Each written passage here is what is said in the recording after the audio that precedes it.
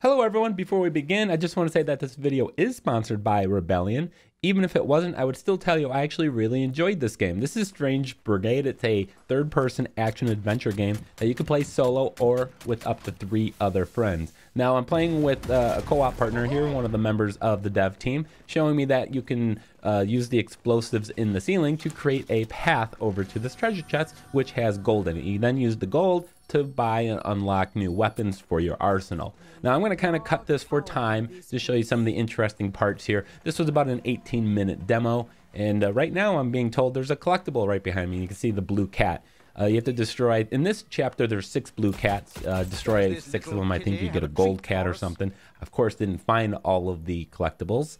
That will have to be a video for another day. Decided to shoot some birds because why not? So this game, Strange Brigade, is a campaign that's set in the fantastical 1930s. It's like an adventure film from that era with the kind of the over-the-top commentary. So it's really kind of inspired and plays just like that. So the game doesn't take itself seriously, which makes it kind of fun in my opinion.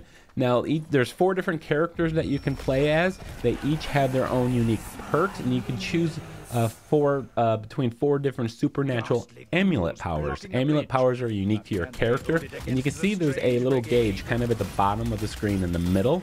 When you fill that up, you can activate your amulet power, and in my case, when I activate it, it's a chain lightning that kind of spreads across multiple enemies. It really helps with clearing hordes. And you can see kind of they're getting lit on fire here. You got a melee attack. I'm going to activate the amulet here in just a second. I'm going to hit the circle button right now. And you can see kind of a chain lightning thing. So each of the 4 characters, if you're playing with 4 players, has their own unique amulet power. Now there are puzzle doors that you can find if you go off the beaten path. And behind those are going to be relics. And if you complete sets of relics, you can actually increase and alter your amulet power. So real cool. There's a lot of multiple branching paths in each chapter. There's, you know, a high path or a low path, a left or right, whatever it is. So it's going to really kind of encourage replayability to replay certain chapters, so you can go find all those puzzle doors, find all the relics, and increase, of course, your amulet power. So you have a lot of cool weaponry to kind of tackle the undead threats. You have shotguns and crossbows and sniper rifles.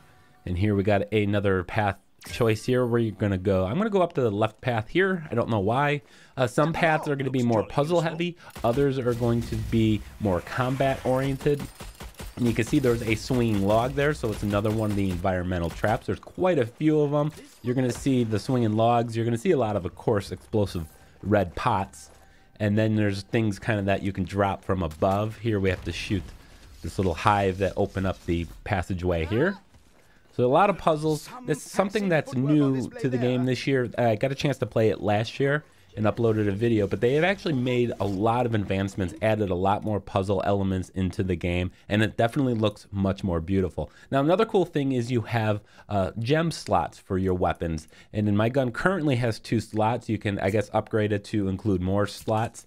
But I'm going to include a gem that's going to set enemies on fire, and another one here is going to freeze enemies in the path. So we are going to do equip those 2 gems. There's other gems that are going to ricochet bullets. So there's a lot of different options and customizations, and I'm really surprised at the amount of customization with the character that you could do, at least from the early preview that I've seen. Of course, we had a little mummy jump scare there, I guess, if you will. But it's definitely going to be a really fun game if you don't take it too seriously to play with 3 other friends. I played it solo last year and I enjoyed it. It was okay, but playing it in co-op and seeing the new changes that they've made to the game from the 1-year development cycle from last year to this year, massive difference, and it's so much more fun. It definitely looks much more beautiful as well, as I mentioned earlier. Now the game does come out on the PlayStation 4 on August 28th, I believe, as well as, of course, Xbox and Steam, and it is $49.99 is the cost of it, so it's not quite a $60 game. Now one of the cool traps is the spinning blades you see right there in front of us. If you shoot that little glowing ball on top of that pedestal, it'll activate the spinning blades. for a very short period of time. So a great way to eliminate hordes of enemies. I just dropped another tons of rocks onto the enemies below.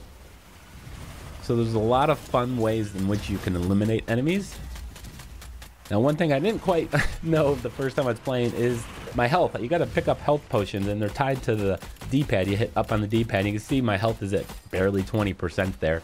We just activated the spinning blades again.